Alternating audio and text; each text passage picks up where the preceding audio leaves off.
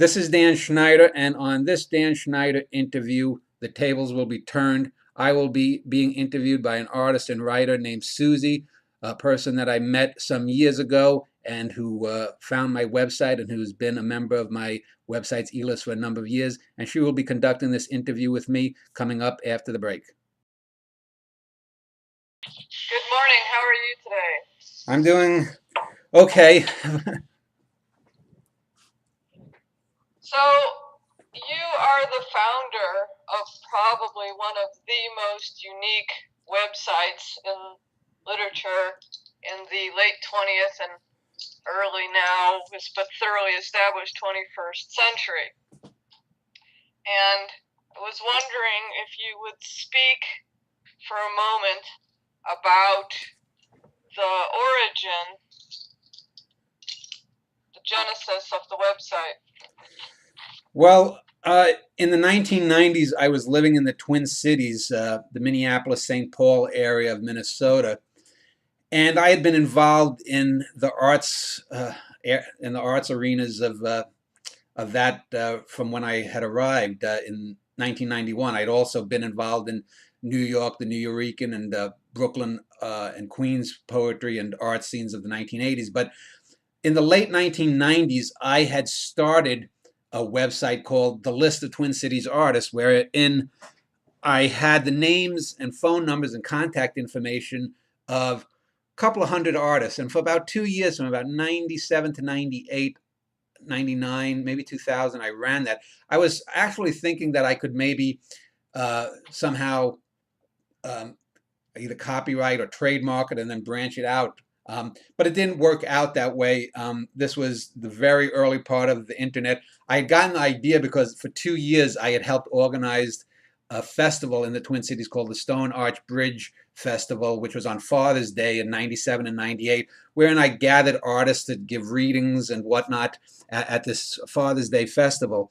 But anyway, when that folded, I thought to myself, well, I did like doing a website, and I thought I might as well put up a website that has my poems on it so that at least maybe someone could read some of the stuff. So I did that in early '01. I tinkered around, playing around with very crude systems, and I put the first edition of Cosmoetica up on January 9th of '01. And in the next 3 or 4 weeks, I got maybe about 40 hits. And I'm like, well, that's not doing that well. So I decided, well, maybe I should write some material. So I started writing some essays. I think the first essay I might have written was on the art critic and literary critic Harold Bloom. Then I did some other stuff on art. I solicited other people. What I did pre-blog in the first year or so, I actually, when people would email me about it, I would put their emails up on the website. I didn't have blogging technology, but I put their emails up on the website. And what happened was people were threatening each other with death threats and whatnot. I remember there were a number of arguments. A few people threatened to sue me for putting their emails up on the website. Another guy threatened me because I had replied to something he had written in another forum and whatnot. And I said, well, this is too much. I said, this is bullshit. So from that moment on, I have not had any need nor desire to have emails put online and whatnot. So I do get right now for the last 5 or 6 years I get close to maybe 2,000 emails a week. Most of it's submissions of bad stuff, and most of it's now from India. India is probably the biggest engine for turning out bad writing on the planet. But anyway, that was '01. I then for the next few years was just writing about art in general, philosophy. I put my poems up there. I put the poems up of some people in a poetry group that I started in the Twin Cities that ran for 8 years. And then around '05, '06, I decided, well, maybe I should start doing film criticism, because at that time, things like Rotten Tomatoes started getting big. And I thought, well, maybe if I review films, that I've always enjoyed films, it would help me hone my writing, help me gain a bigger readership, and it did. I went from, in the first year the Cosmoetica was on in '01, I think I had 30,000 hits or views, whatever you want to call it, on all the pages.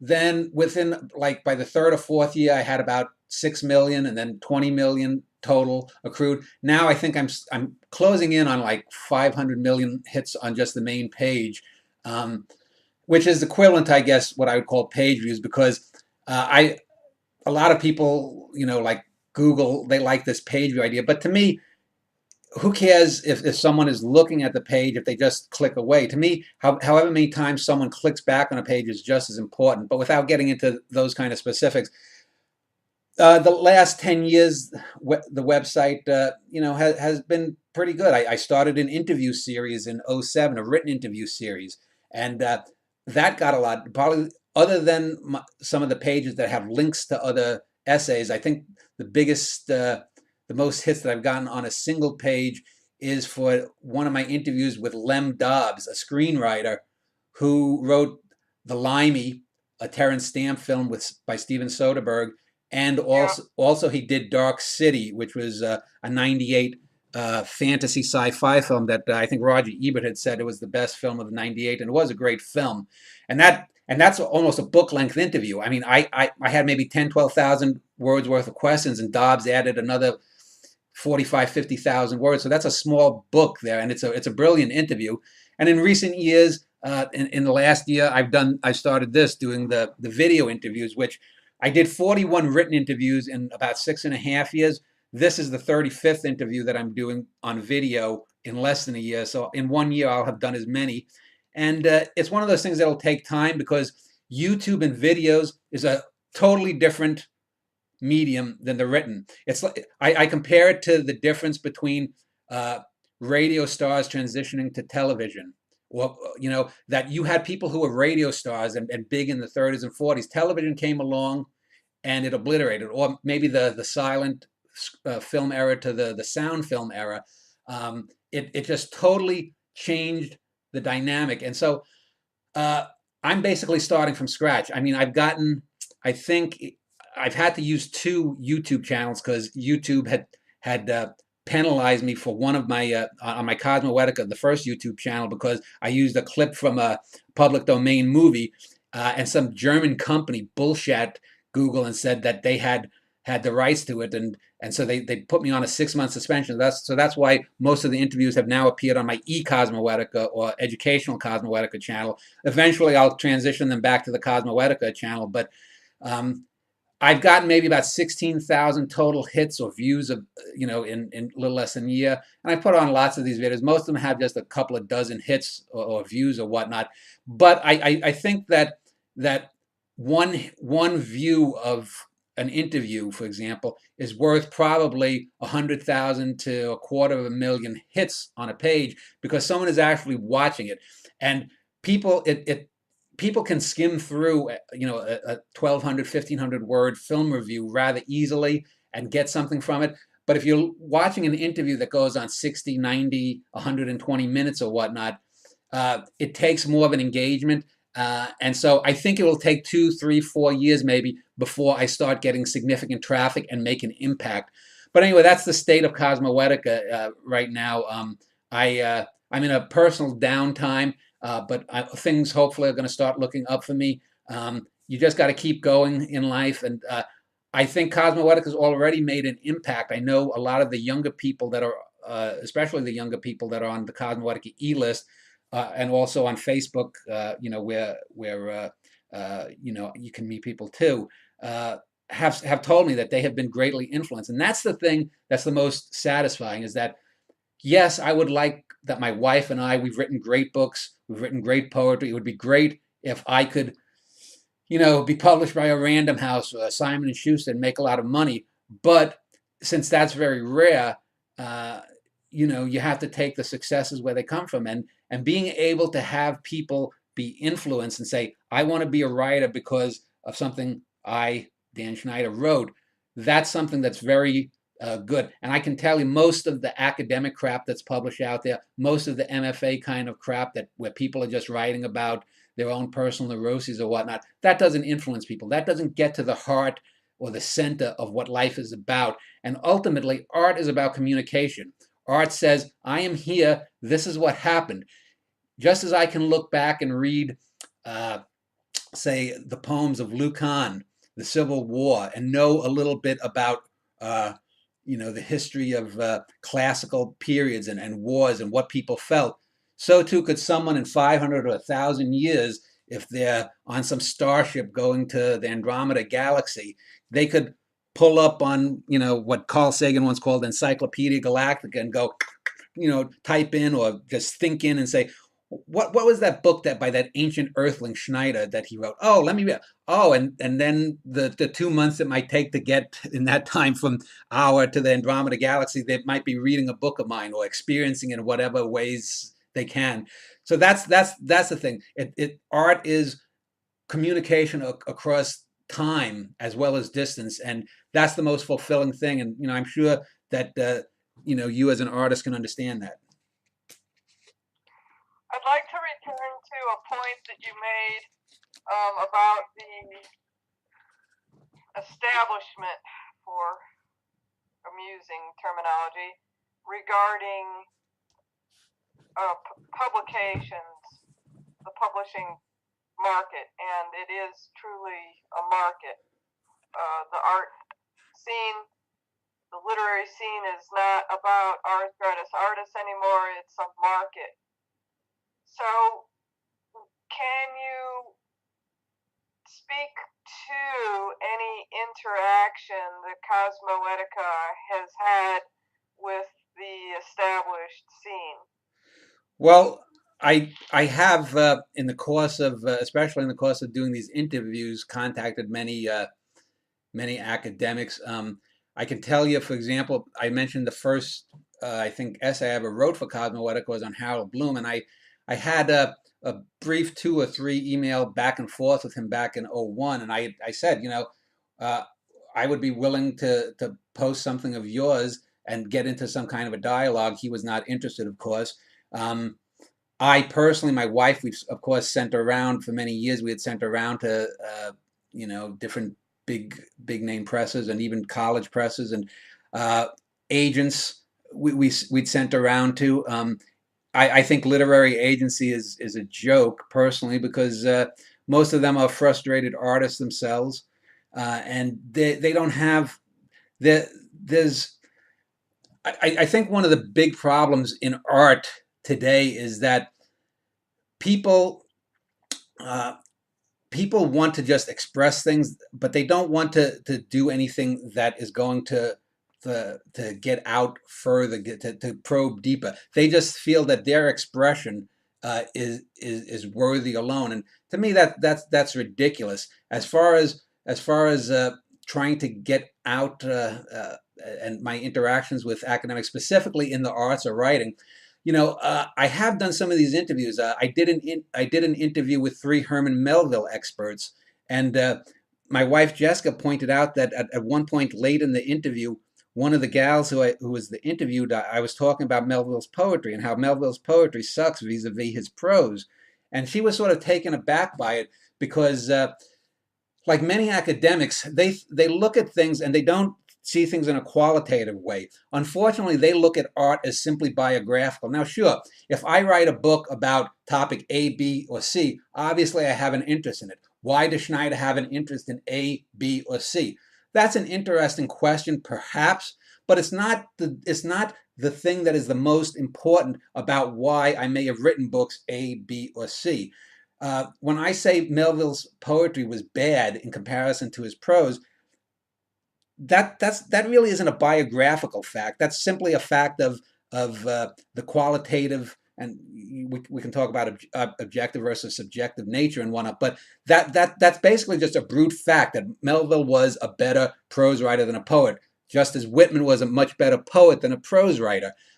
It doesn't say anything particularly interesting about his biology. This woman, however, went on in the way many academics do, and was trying to say, well, when he wrote, was it Christabel or whatever his god awful long poem was? I remember reading it 25, 30 years ago. That this says a lot about his opinion about this or that. Yeah, but it's ultimately a bumper sticker because it's not. It doesn't say anything. If I can. If you ask me 100 political opinions or 100 philosophical opinions about something, I could give you the answers as best I could, of course. But so what? That's just my opinion about that particular thing. That doesn't necessarily say anything particular about me. I could be a civil libertarian, for example, and I am a civil libertarian. I'm for civil liberties, but I'm not a member of the Libertarian Party.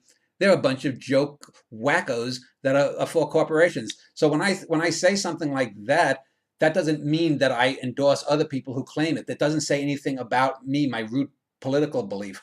This woman, however, did feel that kind of way, that the poetry, however bad it was by Melville, said something about Melville. So when I have, for example, tried to get people to be interviewed either in written or video form, when I have sent around and gone back and forth with some people who may have had a brief interest in something that I had written, it does get frustrating because these people are not really about the art. The creative writing programs that were established after World War II are more about a political view of life and the universe than an artistic, creative one. The problem is that they feel that art is all politics, and certainly art can have politics. I've written many a poem, many a even reviews, not even creative writing, that express a political opinion. But you cannot make the political element of the art primary. Otherwise, it's a bumper sticker. You have, if I was to write something, even like an Aesop's fable about the city mouse and the country mouse or something, sure, that's going to say something about my ideas on urban versus rural living, but that has to be subsumed into the art, how I say the thing. Because ultimately, if all it is a bumper sticker, I don't know of anyone who's ever been on their deathbed and said, "Oh, that keep on trucking, R. Crumb, that made my day." No, that's a bumper sticker. But Moby Dick, A Tree Grows in Brooklyn, a poem by Sylvia Plath or by Rainer Maria Rilke, people will remember that. They will remember the image from a great Goya painting. But these trite political things, they fade away. And that's one of the main problems that I've had with academia, is that these people are about these small, ephemeral little things. You probably read, Susie, you at least you probably have heard of a poet named uh, John Dryden. Back even 50 years ago, say in the mid 20th century, Dryden was still considered one of the bigger name poets, along with a Milton and a Shakespeare back in the 17th century. But if you actually read John Dryden, his verse is, I guess you could say, competently constructed, but all it is basically the National Enquirer of the day. A lot of gossip about wars and dukes and duchesses and the behind the scenes cabals of power, and it doesn't get to the root of the things that the best sonnet or the best play of Shakespeare does. It doesn't get into what the best holy sonnets or even the best sermons of a John Donne does, or the best stuff that Milton has put forth. And that's because it's ephemeral. John Dryden was sort of the Harold Bloom, or I wouldn't even say Harold Bloom. He was sort of maybe the John Updike of his day. Stuff that you could argue is competently wrought, but no one's going to be reading John Updike or John Cheever or these New Yorker type, the people who wrote New Yorker type prose stories of the mid 20th century, because even now they are of another era. They are as removed from today's realm and today's society, almost to the degree that the 17th century England of Dryden, Shakespeare, and Milton was. And anyway, that's a roundabout answer to your question there, but hopefully I did answer it. Well, okay, so you said that you're kind of oppositional to the ivory tower academic structure because they exist in a fishbowl, if I'm reading you correctly, so to speak. And I have to apologize, I'm a smoker. But can you address the relationship between Cosmoetica and the corporate publishing realm? There's a quote at the bottom of your signature that's from we won't mention famous film reviewer person. And so you've gotten acknowledgments over time, seems to me. and I was wondering if you could address for a couple minutes if any of those acknowledgments had come from the corporate sector. No, not really. There was a small article, 12 years ago or so, the New York Times, a guy named David Orr uh, mentioned Cosmoetica as one of the 10 or 12 best literary websites, but it was sort of a backhand kind of mention. It was one of those things that there were a lot of small websites that didn't have as many readers, and I guess he was forced to mention Cosmoetica since it was at the time one of the most popular websites, and still a popular website. As the internet has grown, the sea has gotten larger, so it's harder to maintain a sort of primacy like that. But so the New York Times did it.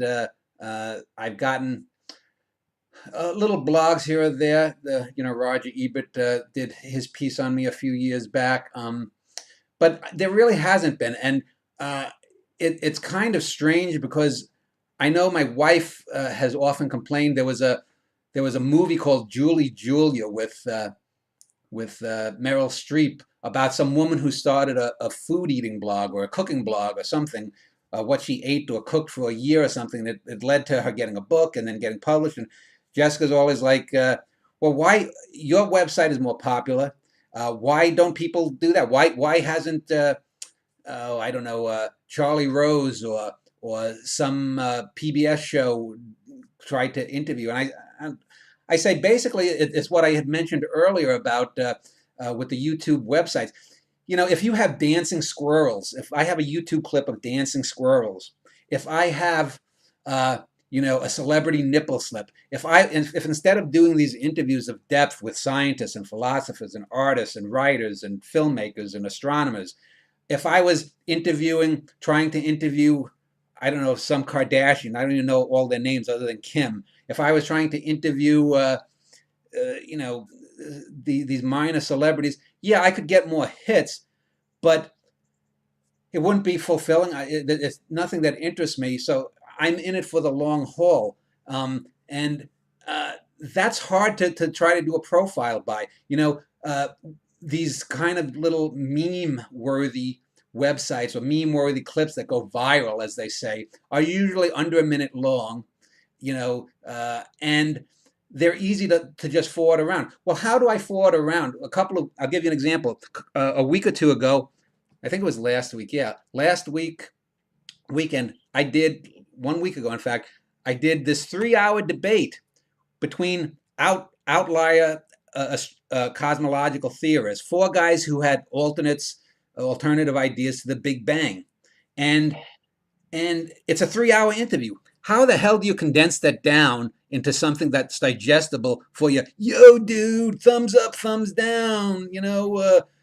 Angelina Jolie, I want to fuck her. How do you condense that down into something that the masses can chew? You can't. So ultimately, just like with my writing, just like with Cosmoetica, it's these things that you have to go over time. Cosmoetica, like I said, is closing in on about 500 million visitors, hits on the main site, however you want to call it, and that's an impressive accomplishment for just basically an art site. But then you have to look out in the bigger picture. There are something like 7.2 billion people on the planet. I think I read now that 3.5, almost 50% of the people now have access to the internet. So you're talking about 3.5 or so billion people that can access it. However many times they hit it per day, maybe let's say it's 25 or 50 billion visits that people make a day. And I average maybe on my main page, what would it be? Maybe 152, let's say 200,000 hits a day. 200,000 divided into, however many 50 billion visits a day is quite small. And so it's not sexy in the mass media, lowest common denominator American way. And so it's difficult, and it's difficult to connect into the people who have any kind of power or whatnot. I think and hope that the videos themselves will slowly get out there. But if I get 10 million hits on a video, for example, it might take me 15 or 20 years and having it go slowly pick up steam rather than just have those 20 million hits in a 2 week period that gets on the Today Show. And this meme is going viral. It's just not going to happen that way. So you have to adjust yourself. You have to recognize that corporate America, and I could go on and on about corporate America, many things, but it's slow moving. It's about the lowest common denominator. Things of quality will not get out there. That's just the way it is. So you have to try to slowly subvert. You have to go left. You have to go right. You have to pause. You have to move, sidestep. You have to try to get many ways. I've gotten people who send me stuff, or who have become fans of my website because they stumbled upon it mostly, or someone told them about something, or they're just Googling and they happen to come upon it. I don't have the money. I can't advertise online. I can't advertise in Google. So you have to use these. You have to use whatever little things you can to subvert a system that is utterly opposed to the things that you stand for, the things that you're trying to do. And that's a very difficult thing. And fortunately I'm a patient man, so I deal with it as I can. You brought up 2 points that I wanted to address, and the first one being that your site does not contain advertisement of any kind. You have no subsidization of Cosmoetica. Yeah. Whereas, of course, other sites are chock full of ads. I mean, you have to be careful when you're working mobile that you don't accidentally pop up an ad for something disgusting. Yeah. So, is that a deliberate choice on your part? Yes. I mean, I'll give you an example. For a while, and on my main page, I used to have a Google search engine where you could type in and it would spider the site and you could find any of my pages. About 2 or 3 years ago, 2.5, 3 years ago, I remember I got an email from Google because it was disabled. I got emails from people saying they couldn't use the Google function anymore. So I emailed Google or whatever, however I contacted them. And I said, what's going on? I said, my Google thing isn't working. They had a customization thing where you go to the website, you could customize an engine for your own website, put it on, and for about 4 or 5 years, that was great. Well, they said to me, well, Google, since Google, was at that time, I guess, trying to maximize profitability or whatnot, they said, depending on how many, how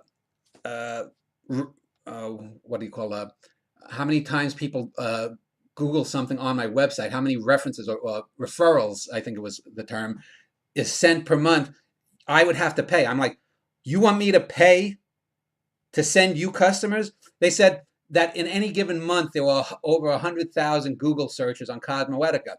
And so they wanted me to pay something like, was it like, I forget, maybe it was $100 a year, or maybe it was like 500, something like that, ridiculous. And I said no. So what I did was I did a workaround where I did a thing where if you clicked on it, it would go to the Google page. Since then, I've gone to a service called Free Find, which does it. But to me, the goal there is I'm not able to make any money. If I tried to do Google ads, for example, I know political blogs that a few years back had about the same traffic rate as Cosmoetica. Now, politics is going to get more traffic than art. And you're going to get more angry people, and you're going to get more angry people engage in it. And so Google ads would pay more for political blogs. For example, if you went on my website and I had a Google ad and you clicked on a link to some university MFA program that was on that ad, I might get a tenth of a penny or something like that, a 1/100th of a penny. I mean, really, it's that low. A political blog might get half a penny because political blogs are considered to have a viewership or a readership that is more inclined to spend money. Artists are dirt poor and they're starving and they're not going to pay. So art blogs or art websites are basically the bottom of the barrel in terms of money making. But here Google comes and they have the gall to tell me that I'm referring 1,000 people searches a month or more, a minimum of 100,000, and they want me to pay for the privilege. I mean, that was ridiculous. This is this is one of these things where it's just ridiculous. And Google tries to, portray itself as a great corporate difference maker, different from all the other corporations. It's a load of absolute garbage, of course, because they're just as bad. They help China censor material instead of standing up for freedom of thought. But yeah, that's a typical interaction. That's probably the one that really burned me the most. They should have actually been paying me, even if it was just say 10 or 25 or $50 a month, for referring 100,000 people to them. I mean, literally, they wanted me to pay for the privilege of making them money. It was insane. What was the second part? Well, I have another question, but Yeah. related to the one that we're on. So the archive engine for the page has shifted so that if I wanted to, look up something by a particular author, I would want to do an archive search. Yeah. And for a while, Google was a real pain in the tunes because, it brought you up to all of this junk that you didn't want in the hopes, I guess they hoped that they could distract you. There is a lot of attention deficit issues regarding online searching. But the current status of the archives at Cosmoetica are handled how? Well, I do have an archive page, but I've got so much stuff, it's difficult. I have so little time now, especially with doing these interviews. I also I've tried to mediate a bit of my writing, so I don't write so much in a particular year, just enough to fill once a week or so. But yeah, if you just go on the main page in the upper right-hand corner, there'll be that, I think it's Free Find is the name of the search engine. And you could type in your name, you could type in my name, you could type in Roger Ebert, you could type in, Werner Herzog, and it would bring up whatever movies. So that's the easiest, best way to find anything. Okay. Now the other question I had was, you made a remark earlier, which is, of course, one of my pet topics, which is the surge, as it were, in the last couple of decades, and aided tremendously by the now ubiquitousness of the internet and social media, etc., which is a phenomenon of only a decade and a half at most, but which has an entire generation which has grown up with it and is completely disinterested in anything before their time, as babies are. So socially, we have a huge sweep towards the superficial, as you mentioned earlier, towards reductionistic thinking, that the art is somehow biographical and that somehow or other we can reduce it to being meme-worthy so that somebody with a swollen knee can find resonance with it, in some way, shape, or form, without it particularly being, any sort of depth of thought. And your effort is pure, which of course is why we've been friends for 15 years, although from a disconnect of the cyber world, but nonetheless.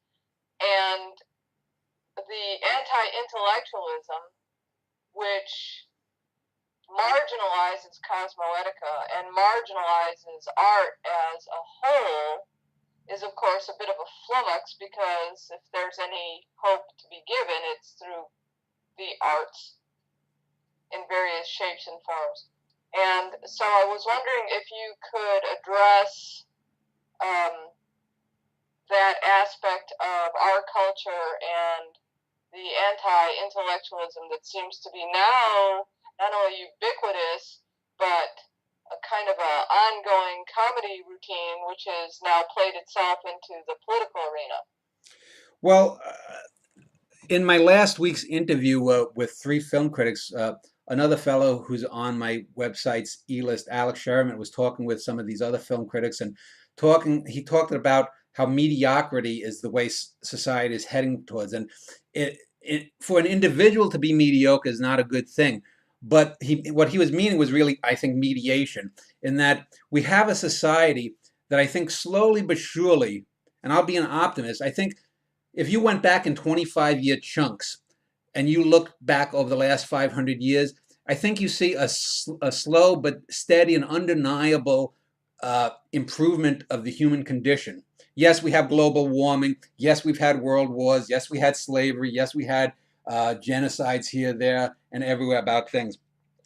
But Steven Pinker had written a book a couple of years ago about how violence in the human condition has gone down. He's absolutely right. When I was a kid in the 1960s and 70s, that was the single most violent time in New York City history and in the U.S. history. Now it's a cakewalk. I mean, I lived in a neighborhood where if I didn't see someone or hear that someone was murdered, or walk down an alley with my friends and see, you know, a dead hand sticking out from a garbage can, that would have been a dull month.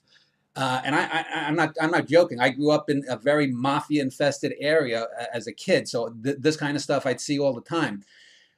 I think I think human beings as a whole, I think society, I'm against political correctness because I don't like to see people stifled. Yes, I don't want people going around, calling people niggers or calling people fags or calling people, or believing in, say, Jewish banker conspiracies or nonsense like that.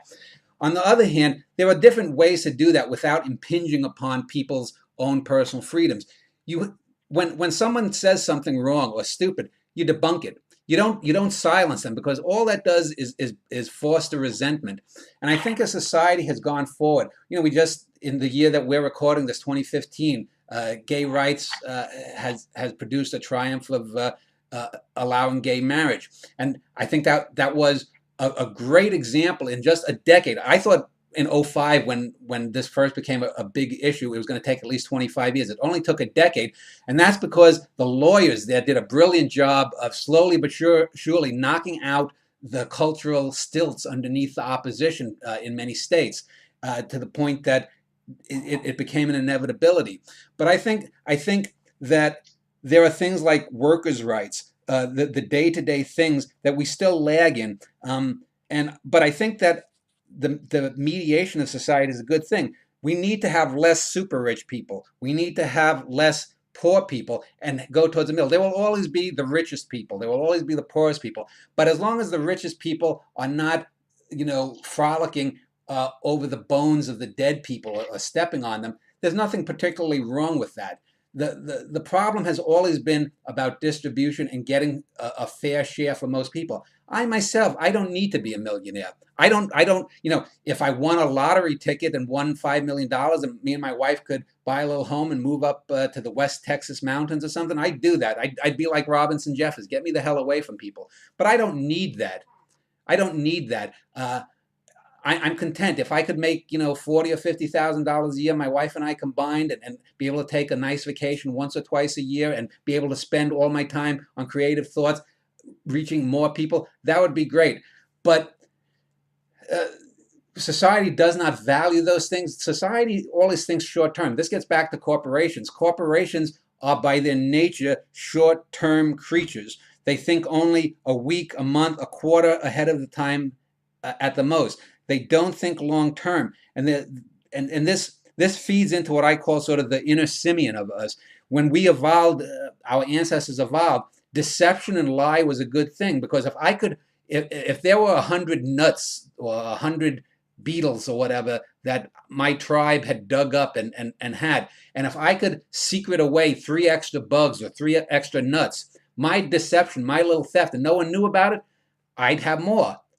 I would have a greater chance of living. My genes would get spread on. And so that has been inculcated into us. Just as we have the reptilian urge towards violence, we have sort of this primitive simian urge to deceive one another, because in evolution it worked.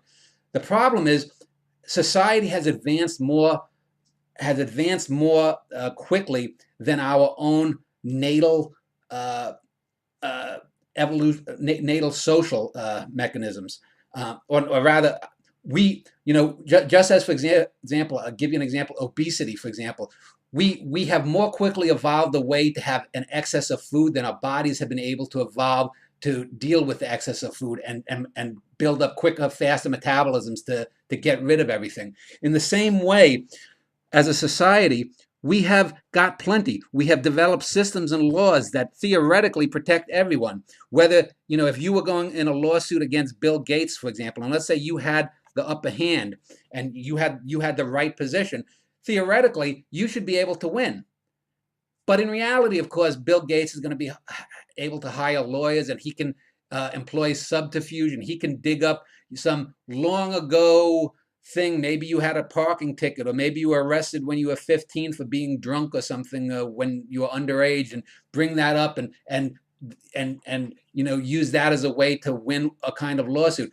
And so we don't have in our society a way to properly deal with our worst human instincts.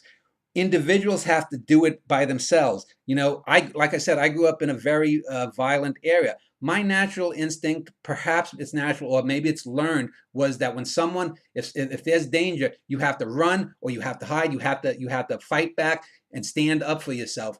Um, I think it's a good thing that people don't necessarily have to do that. It's good that we don't have to live like Neanderthals. We don't have to live like our ancestors in that kill or be killed Hobbesian type world. But there is the disconnect in that our technology, our our intellectual uh, our intellectual means have run far ahead of our uh, personal, our ethical concerns. The best example is probably eugenics. People always decry eugenics. Eugenics is actually a good thing. It's about genetically modifying humans or anything to make it better. Now, in the hands 100 years ago of dim-witted racists who wanted, or whether they were Nazis or whether they were here in the U.S. or in the Soviet Union too, these people who wanted to modify and make super soldiers and make this, have an all-Aryan race or whatnot. Of course, that becomes nonsense. But eugenics itself isn't bad. It's just that the human beings that were employing it were not the best of the best. They had their own flaws and faults that they could not get out of. And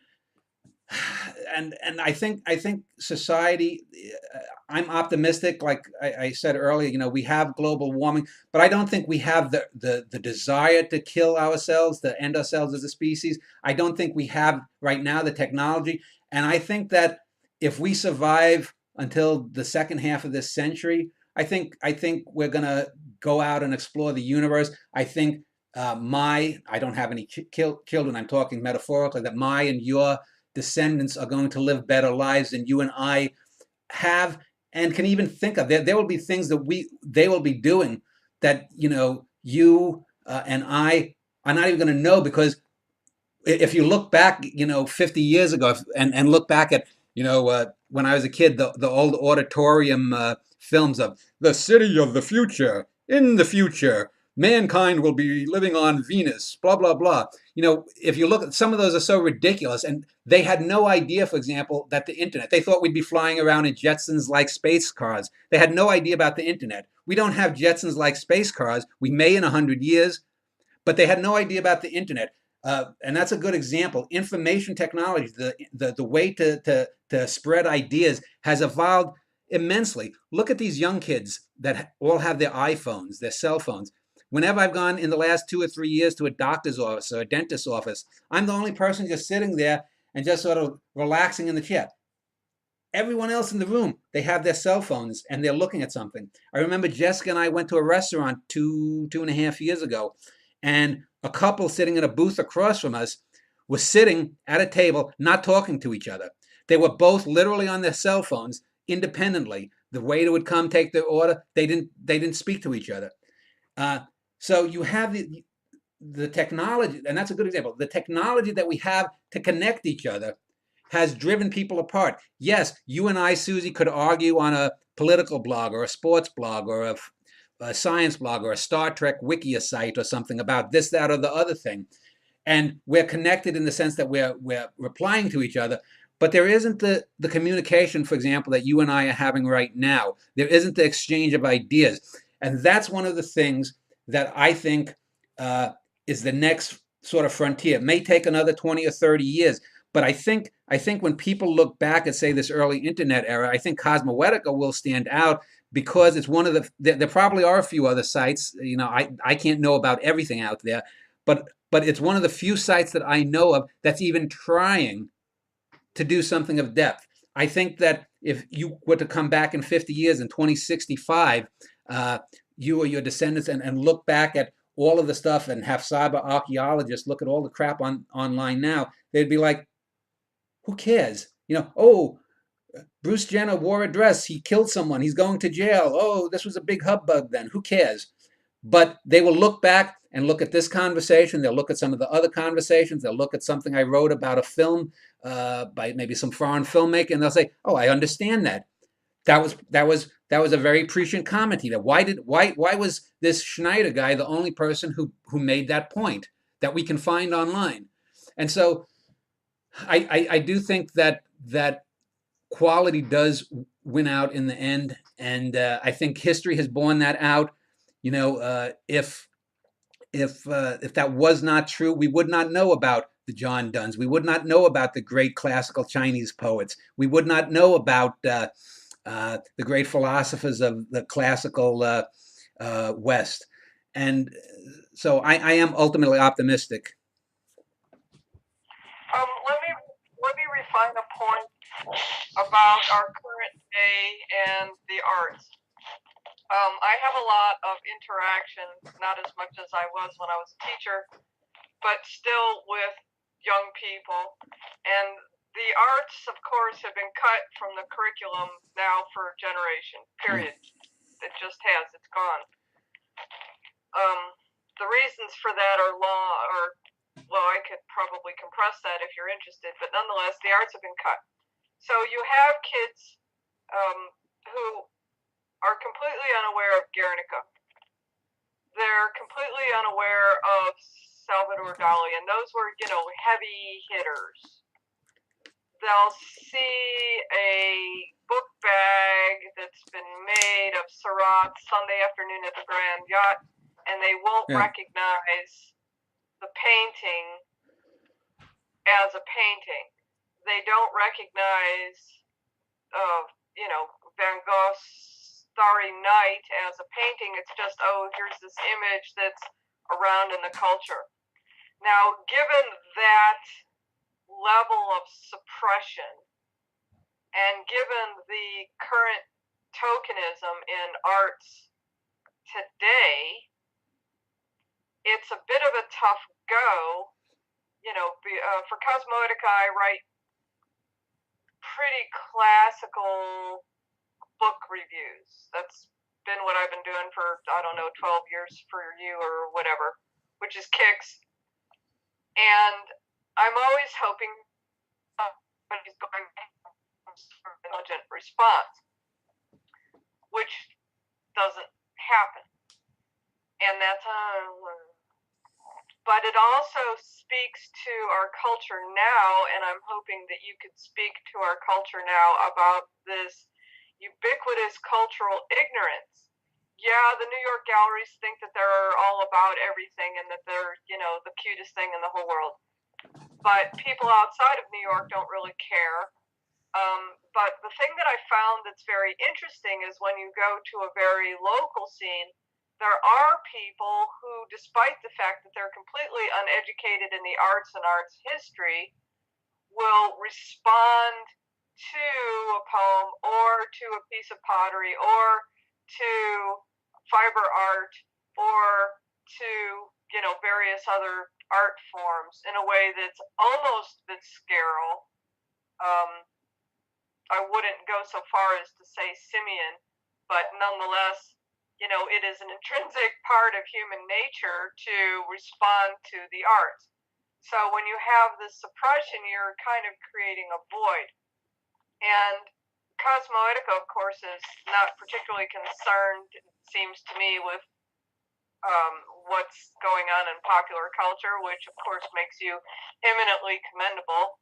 But nonetheless, in the reviews that you're seeing to post and the essays that you're getting from your variety of contributors, have you seen any reflection, or do you see, is it a completely divided experience?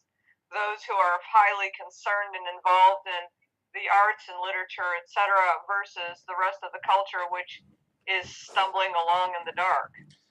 I think I had both. I mean, I get for every piece. I think I have something like 1,200, maybe plus essays online. I think I've done about 1,100 essays. I think I've got about 16 or 1,700 essays, and about 11 or 1,200 of them are mine. Of the 500 or 600 essays from other people, I mean, there's a variety. I used to early on have lesser writings, people who just wrote an odd piece, and I'd be like, okay, I'm trying to be more broad-minded. I usually I had a guy just this week send me some bizarre little 250, 300 word piece that was uh, a de facto short story, but he thought it would be a good bylines thing. It was about something about being in the South, and something his aunt said or something. It was absolute nonsense. So he's someone who's just writing for his own self, and not well. There are people, Alex Sheremit, I had mentioned, who has been written a number of pieces on Cosmoetica. There was a fellow named Len Holman who, for about 3 or 4 years, sent me really terrific little political pieces. If I had more of a political bent and more time, I would have written pieces quite similar to that. And I had probably about a 90 to 95% agreement with his own political opinions. Um, so, I mean, yes and no to a certain extent. I think there are some people. I think that there's always going to be a minority of people. I tell Jessica this all the time. You can't you can't write for the masses. People who write for the masses put a shelf life on their things. You go to Project Gutenberg or the Internet Archive or similar sites like that, and you can Google. I'm doing a Western book, so I've been looking up some of the Western works of Hamlin Garland, or Bret Harte, and people like that, Jack London, from the 1800s. These are some of the bigger names, but then there are lots of other books by people who, when I look up the names, they say, "Oh yes, this was the best-selling dime store novelist of 1896." Haven't heard of him, because his stuff didn't have the depth of a London, didn't have the depth of an Ambrose Bierce, didn't have the depth of a Bret Harte.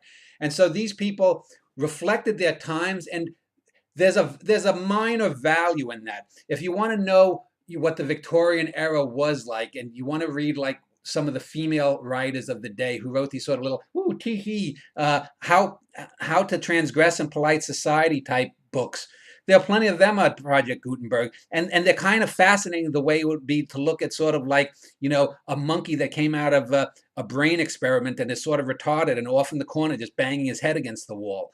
But they don't say anything deeper about the time the way that a Jack London short story might. And yes, London has some problems because he plagiarized a number of other people's works here or there. But there's enough of his own stuff that you can see that he was a man of great writing talent. In the same way, Cosmoetica is not going to capture the immediate zeitgeist. You're not going to get particularly cogent ideas about the latest crap Hollywood blockbuster about. I saw the other day some bimbo named Megan Fox was divorcing her 90210 television show husband or something, and these are the kinds of things that no one's going to care about. But I'll give you an example. About 12, 13 years ago, I wrote an essay called "The Day," which I think it was in '02. I said that once these telescopes we were putting up to discover exoplanets finds an Earth-like world, I say within 1 century of that, we will have faster than light speed, because we will see a gold rush of capital going in to make spaceships that can go to that planet and exploit it. Let's say it's a Jurassic type world, and there's no sentient beings on there that could stop us. We will spend all the money, and even if it's 20 light years away, we'll develop in a century starships that will get there in 5 months.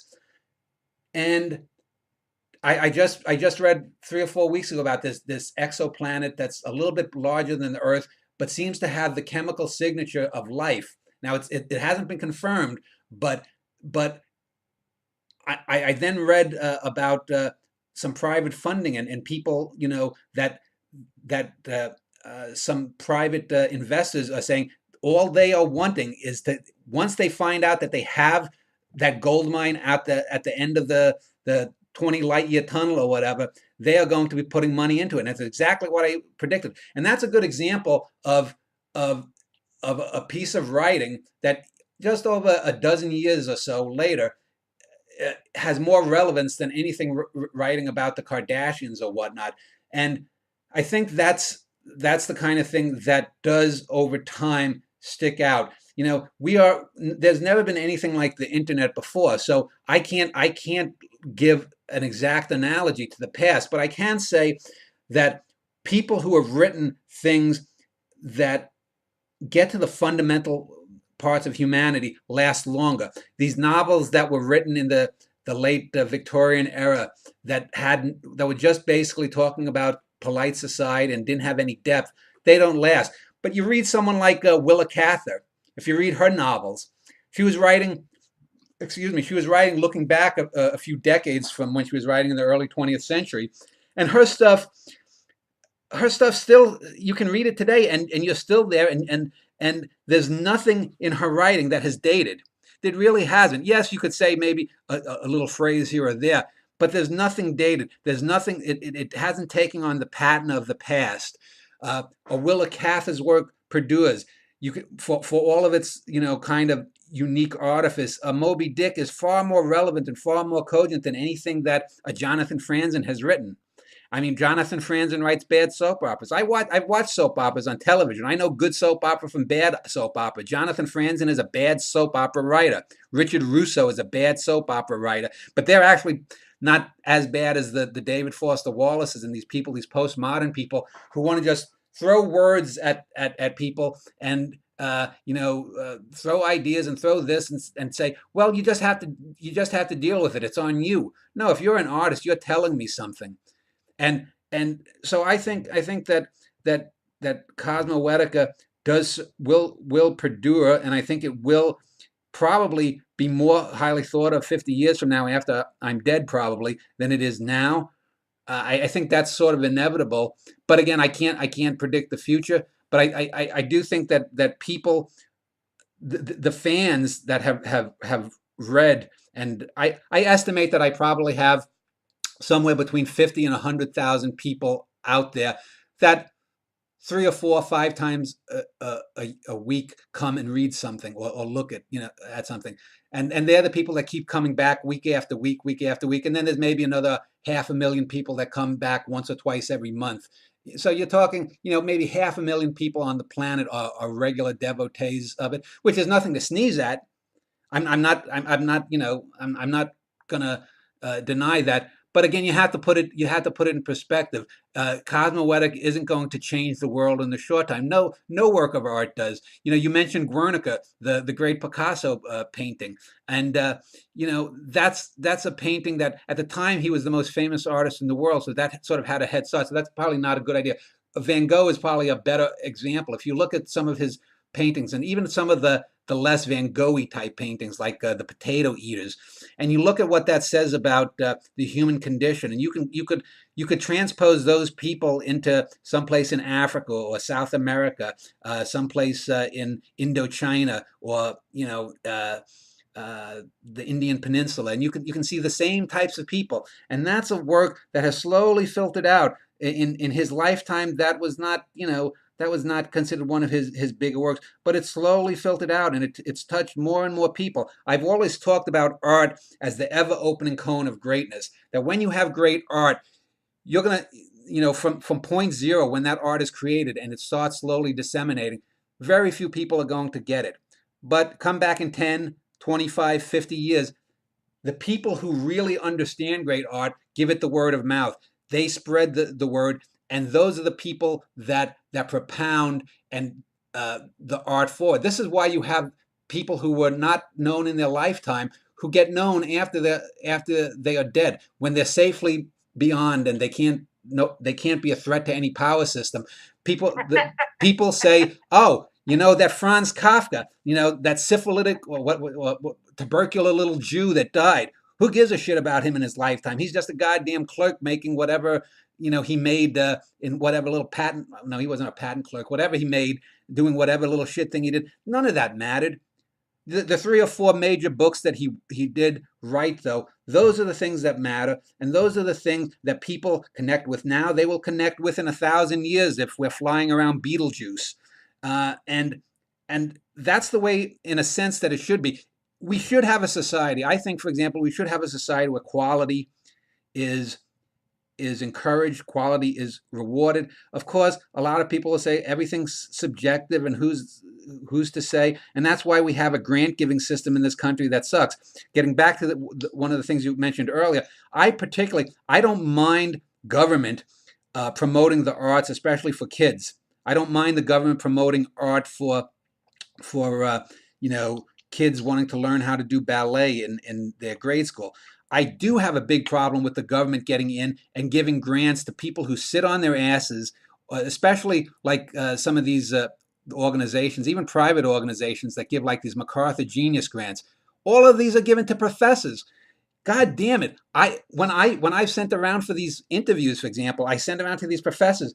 I'll look at it'll be like Josephine Hart or something at the University of Seattle, professor of film studies, and it'll be some weird specialty like left-handed lesbian cinema, and it's like there's a left-handed lesbian cinema, and it's like okay, but this person also says that they're a fan of some, let's say, Eastern Bloc filmmaker. So you contact them. They say, oh, no, I don't have the time to do your project. What project? I'm asking for a half, an hour and a half, maybe, an hour and a half to talk about something of depth, and they don't have the time to do it. And it's just ridiculous. Yet their working hours will be, 1 to 3:30, Thursday and Friday. So what are they doing that whole time? They get these grants, they go off, they'll travel and whatnot, and that's wonderful for them personally. And then 5 years later, they'll come back with a mediocre book that's at a sub-Franzen level. Since 2004, I've worked full time. I've worked hard physical labor. I've run this website. I've done these interviews. I've read many things that people have sent me. I've gone, like I said, I get 2,000 emails a week. I try to look at the stuff. I learned to weed out the people who keep sending me crap, but I make a genuine effort to try to find someone. I feel guilty. Every so often I do get a film. I've gotten a few filmmakers who send me interesting films, indie filmmakers that I hope get to be a big name someday. But I go out there. I've written 35 books. I'm just finishing up my 35th book since 2004 in just 11 and a half years. And that's working full time. My wife, if you gave me a MacArthur Genius Grant, 300,000, that would give me 7-8 years of being able to just go on a little travel, do this, that, and the other thing. Instead of scraping by. And yes, people will say, well, poverty is good for the soul. Fuck poverty. I grew up poor. I saw people starve. Poverty is nothing but suffering. It doesn't give you inspiration. That's a load of shit. This idea that oh, we can't reward the artist. Yes, there are going to be people, if you give them these grants and whatnot, that are going to sit around and do nothing. Get rid of them. Don't give them to it. I don't know, though, how to replace that system. You're not going to find, a few dozen Dan Schneiders that you can put into some grant giving system. So it's going to end up being corrupt anyway. So I would just sooner not fund artists. If you're going to put funds into the arts, get the kids young, get the kindergartners or even the preschoolers, get those in elementary school, and stop with this idea of trying to teach them about these whatever artists are writing. It's good to have, let's say, instead of Baba the elephant and his colonial ambitions that were in that book, it's good to have something that says, you should be nice to people of all color. You should respect people having religion or not having religion, if they're gay or they're straight, if they're big or they're tall or fat, or that's all fine. But you also have to get these kids' intellect going. You cannot inspire someone with bad art. bad art is not going to reach someone. Just having a little sunflower that a kid, does, and a stick figure, that's not art.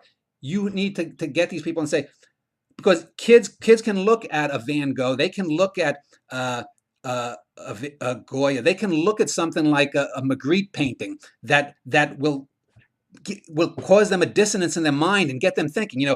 This is not a what was it? This is not a pipe. The famous painting by Magritte of a pipe, and the words underneath, "This is not a pipe." Get those kids thinking about those kinds of things. Art can do that like nothing else can. You can't engage children in some great philosophical debate or treatise, but you can show them a visual picture, and at the speed of light, it will get into their mind. It will activate their brain juices, and it'll get them thinking.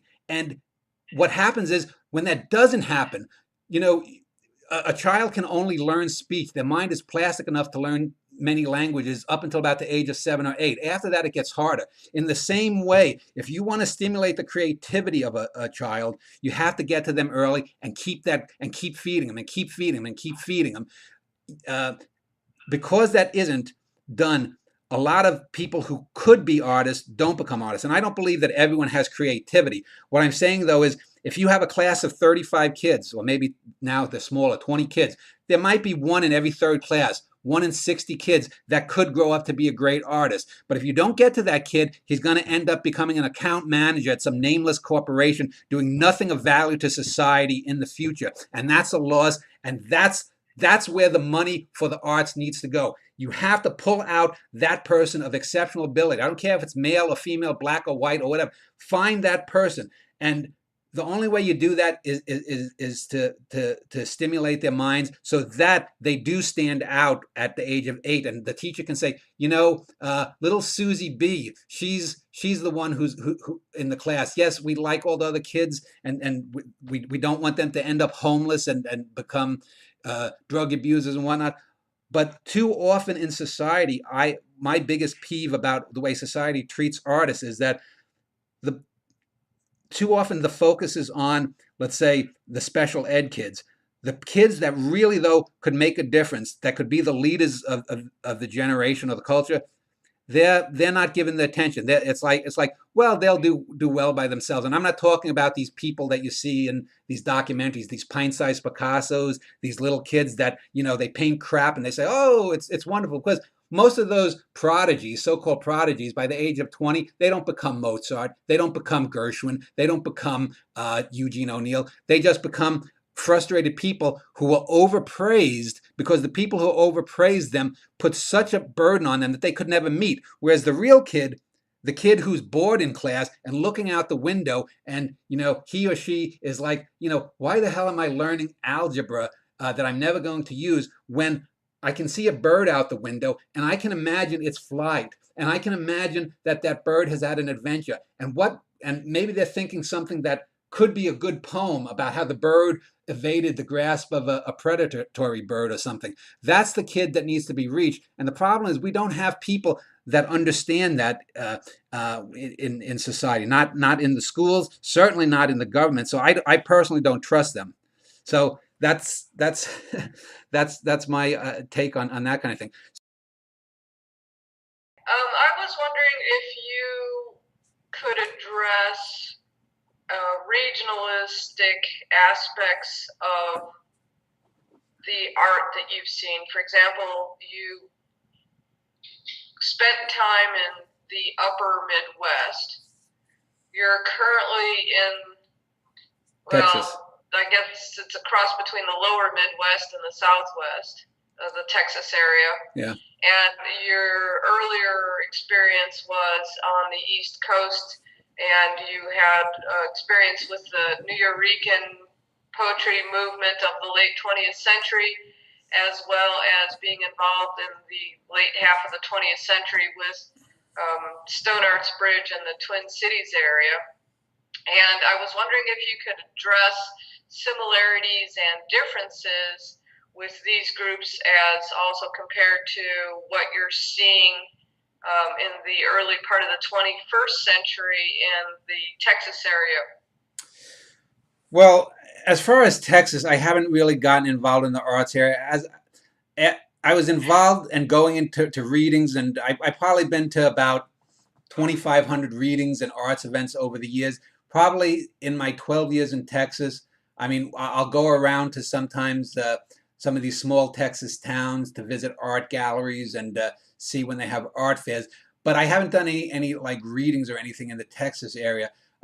In the 1980s, when I first started getting into the arts, I would go out sometimes after work on a Saturday or a Friday night, and uh, I would go to some of the warehouse districts where they would have what you call, I guess, day class, say Warholian type things, where that there's the gal Karen something or other who would drown herself in chocolate, and she'd do her spoken word. I can't remember her name, Karen. Oh, I can't remember her last name, but she infamously was censored by Jesse Helms back in the '90s. Karen Finley, that's her name. Um, and So I remember seeing her, the New Eurekans, when I was going there for about 5 or 6 years. The New Eurekan Cafe was they were going all around the boroughs and places because the cafe had been burned down, I think, and I didn't have much use for those people. I actually did an obituary about Maggie Estep, who is probably one of the most well known of the New Eurekan people. I'd known her for about 5 or 6 years in the late '80s, and I actually did a new feature called Ask Dan Schneider, where I'd over the last year gotten some nasty emails from people about why I wasn't more positive in my obituary, and that's because she's a person who didn't live up to what she could have been. I think she was exploited and used, and she ended up, dying young, probably from years of drug abuse and whatnot. And But the Twin Cities was probably the area I was the most active in, and that was from '91 to '03. I ran a poetry group, the Uptown Poetry Group, for 8 years. It met twice a month for 8 years. I went to a lot of cabarets and performed poetry. I told you I had this Twin Cities list of artists. That there was a kind of satisfaction there. But in all of these areas, whether it's online now, whether it's in the Twin Cities in the '90s or New York of the '80s, there's always there's always a large degree of poseurs, people who just like to get up and pretend that they're artists. They want to get up and, my boss is an asshole, and they'll spout on for 5 minutes as if it's a poem, or they'll urinate into some paint and then shit into some other paint, and they'll blob something on a silk screen or something, and that's art, even though it's just shit and piss. And it doesn't say anything of any depth. And so you always have those kinds of posures. That I have the most. Every so often you'll meet someone. I there were a few people, a few poets I met that had really great talent that I've always remembered, and I've tried to keep in touch with. There are some people who were into films and whatnot that I've tried to keep in touch with. But what happens most of the time is young people have this sort of creative yearning that it's this. I have to say something. I have ideas. I need to speak on something. But just because you need to speak on something doesn't mean that people are going to be interested in hearing what you have to say. And you have to get out of this solipsistic nature that most people uh, and most artists fall into. No one gives a damn about Dan Schneider if he had a bad day at work. No one gives a damn about Dan Schneider or Wallace Stevens if he came home and he had to call a plumber. No one cares about these things. The things that people care about are the things that you can bring to the table that get people to understand existence. Artists are translators of reality. Why, how do we deal with the loss of a loved one? My mother died. How do I deal with that? My girlfriend left me. How do I deal with that? I lost my job. How do I deal with that? I feel lonely. I don't know why. I look up into the sky and see all the stars out there, and I feel so small. How do I combat that? Well, a great piece of art makes you think that. I had a recent downturn here in the last couple of weeks. It was not something of my own fault, but a few days ago I watched The Thin Red Line, the Terrence Malick film from 1998. And then Uh-huh. the next day, I watched a documentary on the Japanese filmmaker Yasujiro Ozu. This documentary, Ozu is probably one of my favorite filmmakers. He's a great filmmaker, but he's a personal favorite because he has, I don't know if you've ever seen his films. He doesn't take himself too seriously, but yet his films are all focused upon the small moments of life and on the interactions between people.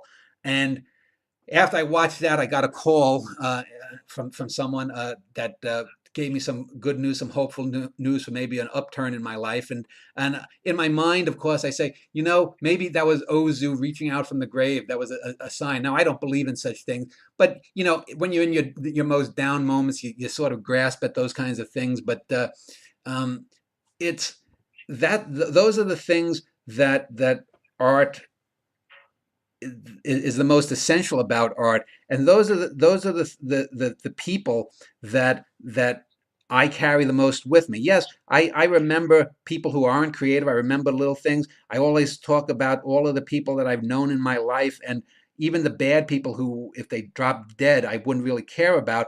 They are in my life, and that's better than nothing, because of all the people who have ever existed. That's just uh, an almost infinitesimal fraction of all the people that could have existed. And these people, even if you're dealing with someone who's a psychopath, a bad boss, even if you're dealing with someone who's a murderer, or a rapist, or a child abuser, or a crooked politician, at some point they have the one of the nostra of political correctness is that everyone has a story, and that's true. Most stories are dull, most stories are repetitive, just as most marriages are not going to have real deep love. Most people are just together so that they aren't lonely. I've known many people, many friends who've broken up and whatnot, and they tell me afterwards, I never really loved him, or I never really loved her. I just was lonely. And I don't know how, I myself don't know how to operate in that sphere.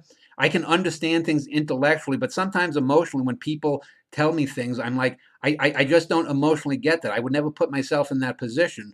But art can get you beyond that. Art can make me forget that I'm Dan Schneider and I've had a bad week or a bad month, or whatnot, and I can look at a thin red line, and and yes, they are actors, and I know intellectually they are actors, but I can be drawn in past my knowledge of that, and I can be emotionally drawn in uh, by the greatness of the art, not because it's simplistic, but because of the very nature of its great construction, and it draws me in, and I can see something terrible happen to someone there. And not only that, when I rewatch something, I can remember thoughts that I had at a particular scene when I first saw that movie 17 years ago, and say, "Oh, I remember sitting in a theater and the first time I saw that scene, and I remember what I was thinking." I can look at an old poem of mine from 20 years ago, and I can look at a line and say, "I remember what I was doing, where I was, what I was thinking when I wrote that line." And in the same way, I can do that if I see a passage from Moby Dick, or from an Oscar Wilde play. And those are the things that make art essential. The very reason that art is so great is that art is not necessary. It is the cherry on top. It is the thing. Yes, we need food, we need clothing, we need shelter, we need this, that, and the other thing. Those are real physical needs. But it's the art that makes it worthwhile, because otherwise we're just biological shit machines, as Allen Ginsberg infamously said in one of his poems, shit machine, shit machine. What makes us different than an aardvark? What makes us different than a butterfly? What makes us different than just these animals that are fated to live their lives? But just before we got together here online, I was watching a clip of an old documentary that I'd seen about lions and hyenas, eternal enemies, and how the lions and hyenas don't have the ability to control their fate. The hyenas can't say, "I don't want to be an asshole and antagonize a beast 3 times my size that can kill me." The lion doesn't have the ability to say, "I just going to ignore these little shit hyenas." But they antagonize each other and they go at each other. We as humans have the ability not to do that. We as humans have the ability to create art. Not all of us, of course. Only a few of us, and only a few of that have the ability to make something that transcends and can go beyond. But that's important. And that's something that's even missing in the art scene. Too many, to get back to the original point, too many people in the art scenes are all about themselves. The greatest art is selfless. And the best example that I can give of this is, I'll give you Rainer Maria Rilke. I think of published poets that you could know of. I think Rilke probably has the most great published poems of any poet. He's also the only poet that I know of that wrote great poems in two languages, most of them in German, a handful in French. But Rilke himself was an asshole. I mean, if you look at his biography, he was probably misogynistic. He was a liar, a cheat. He was a terrible father. He was selfish. He put people down. He had no consideration for anyone. Yes, he wasn't Jeffrey Dahmer, but he was pretty much an asshole. Yet he transcends that in his greatest poems. There's that ineffable spiritual quality that he himself couldn't reach, but somewhere underneath that reptilian exterior, that asshole exterior of Rainer Maria Rilke, there was some good that came through, like these little sunbursts coming through clouds that had that moment. And he'd write the Duino elegies, he'd write the new poems, and somewhere that came through, and that's an amazing thing. And you can have a lot of great people who are great individuals who are loving and caring, and they can't do that. And that's not to say that their lives are meaningless, but they will never be able to affect anyone past the propinquity of their existence. They are never going to be able to affect someone in China. They are never going to be able to affect someone in 2132 the way Rilke can. And that specialness needs to be acknowledged. That specialness needs to be upheld. It needs to be rewarded, and people need to say, "God damn, that's a good thing." It's a good thing that people make art, and too many people are not like that. They're just selfish, and the inability to get beyond their own limited means is something that damns a lot of people, both personally and artistically. And that's been my major experience of the last 30 years. And this is why a lot of people outside the arts are always complaining about how selfish artists is. And it's true. Most of them are selfish, but the greatest artists can get beyond that. I could sit here and bitch and moan about all the things that have been gone wrong in my life currently or in the past, but I've lived long enough to know that a month from now, next year, I'll look back and it won't be that bad. I'll move on. I'll go on. I'll do as best I can. But no one's going to care that I had these downturns. Maybe some biographer could, but most people are going to say, "Oh, that poem that Dan wrote about a butterfly, that short story that Schneider wrote, that ability to get in and explain why, for example, Marcel Proust's Remembrance of Things Past is not a particularly is not as good as many people say. That helped me understand something, and very few people are willing to go to that effort because it takes a sublimation of the self, and most people are unable to do that. And so, yeah, I think that's my all my years in the arts. That's what it's taught me, that too many people can't do that, but I do remember the people that can do that, and that makes that 1 out of 100 person or 1 out of 500 people makes it worth it. Okay, I want to elaborate a point since we're on the subject of art and various aspects of the arts. If you'll allow, I'll relate a little story, anecdote to elucidate a point I'm hoping to arrive at. You brought up Karen Finley. One time I was on the same stage as Karen Finley at a health food restaurant way before they were popular, up on First Avenue. And I've always been a purist as a poet. But I also understood that a lot of poets, when they perform, are really visually boring. Yeah. Excuse me.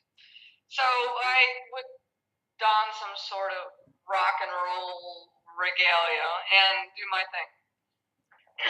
Karen Finley went on first and did this shtick that was being done by a lot of artists, performance artists at the time, which was the hyperbole neurotic housewife deal. And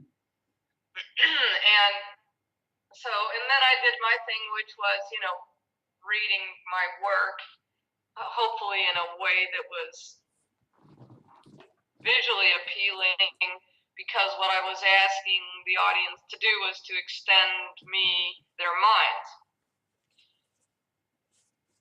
After a while, and that scene, the reading went on and it ended, and I remember she was giving me this very odd look, which I later saw on students' faces all the time, which I used to call the fish look, eyes open and unblinking, mouth moving, open and closed, not saying anything. So apparently she continued on her demented housewife shtick, which I think was probably done the best by the Butthole Surfers in live performance, because they were boys, and the idea of boys getting up in house dresses and ripping their clothes apart was far more interesting than this lone woman who basically had no textual content. When Jessie Helms then put her on the list, because she was a very smart marketing person, which is the point that I'm lugubriously arriving at. She backed down completely from her stance as an artist and said that she was merely an entertainer. Now, what she was somebody who had one idea and was a very good marketing person. Yeah. And some of the things that you mentioned earlier regarding performance is derivative work, right? Yoko Ono was doing performances a long time, and then people are doing derivative work, but what they have is smart marketing. You have Rollins, who actually I like because of his longevity, and he wasn't doing anything until Lydia Lunch found him, fucked him, and then gave him a career. And sooner or later, he woke up and started to convert from the Mark Twain rant circuit and the Lollapalooza Black Flag thing into actually having some thought behind things. I met him once and handed him a paper I'd written that compared him to Heidegger. But the point is that there are all these people who are derivative, and what they have is smart marketing. They're not concerned with translating reality, as you said. They're not interested in saying things of depth, as you said. They're not interested in drawing people into the content of their work. They're interested in creating a cult of personality for themselves.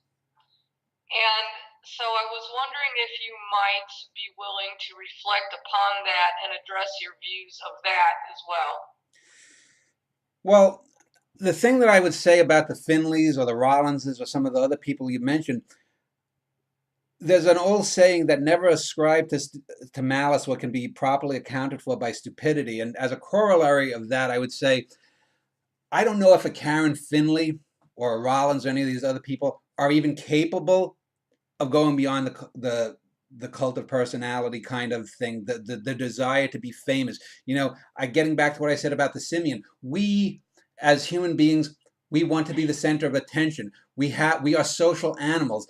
The internet has I think really unleashed this kind of sick desire for this internet fame that Bruce Jenner wears a dress, he's brave. Then he's got his daughter Kylie Jenner. Apparently there was something about her getting a car from some third-rate rapper, and it was internet bootylicious all over the internet. It's like I'm saying is that all of these little memes that get propounded for ridiculous reasons. If Henry Rollins, walked naked through Times Square and then urinated on Gracie Mansion, the mayor's mansion in New York, he'd get noticed, but it'd be for something utterly ridiculous. And he could say, I urinated on Gracie Mansion to support the Icelandic separatist movement or whatever he might be supporting. But yeah, I went to countless cabarets and performance art, and I saw Finley with the stuff. There was another performance artist I knew who was sort of in the Karen Finley vein in the Twin Cities. Her name was Heidi Arneson, she was a nice enough woman. I think she once told me, and I could be wrong, but that she had had some uh, mental issues that she had been trying to work out, and she was actually a pretty good writer. But then she would do crazy stuff, like she would take off her clothes to read something banal, and and it's like, okay, well, you're naked. She wasn't an unattractive woman by any means, but why did you have to get naked? I mean, I remember going to a performance of King Lear with a friend of mine about 20 years ago, and there's the scene where Lear's wandering about on the heath, and he's all fucked up, and he's soliloquizing, and he meets the fool. I think it is the fool, you know, some minor character. Except in this version, the minor character is naked. Now, what happened was the whole audience sees him naked and they go, but not because of the nudity. I mean, you know, if you're going to a small theater, you know, you're sophisticated enough. It's not the nudity, but the thing is, it was so cold in the theater that he had, you know, the Seinfeldian shrinkage, and so he had about this 1 inch little penis sticking out, and throughout the whole play, when I think he appears once more in the play, people are saying, when's Shrinky Ding coming back? When's Shrinky? So the whole play was undermined by this bad directorial decision to, for no apparent reason, ha- gratuitously stick nudity into the play. Now, I don't remember if the actor playing Leah or who was playing the daughters or anyone else. I don't remember anything but this naked guy, and not because of, you know, moral outrage, but just because it was gratuitous, and it totally undermined what the play was about. So why do that? Because I mean, you could do something. You could transpose Leah into modern society. You could transpose Leah. You know, if there's a 1956 sci-fi film called Forbidden Planet, which is about the Tempest. You could take, you know, it's based on the Tempest. You could take Shakespeare and put him into all kinds of things, but you have to remain essential to the art. Someone like a Karen Finley, I might have seen her 2 or 3 times over the years, and I don't remember anything of any depth. I remember I saw Allen Ginsberg perform in 95 or 96, a few months before he died, and he was just doing utter crap. He was doing his like shit machine poems, and I remember I remember they had 2 microphones where people stood in line to ask him questions, and I was like maybe the sixth or seventh on one of the microphones, and they cut off questioning right before I got there. I would have asked him. I said, Alan, you wrote 10 or 12 great poems. These are seminal poems. Howl, Kaddish, a few others, Sunflower Sutra, Supermarket in California. These are poems that are important as art. They also have a political element. Now, for the last 20 years, all you've been looking to do is write poems to get into the pants of little, you know, teenage grocery bag boys. What is wrong with you? I mean, were you always this way, or did you slack off and just become this worthless individual? I don't know. You know, you again getting back. I don't know if a Henry Rollins has that ability. I've listened to some of the Henry Rollins music. I've got a couple of books of his so-called poetry. I've seen videos. He's an effective performer. There's a difference though between performance art and poetry. When I would read a poem when I got on stage, I would try to put something in, but I would try to stand there and read. I remember I read a poem about at this thing called Ball's Cabaret in Minnesota. I remember I read one. I had a poem about Frederick Edwin Church, one of his great large painting poems.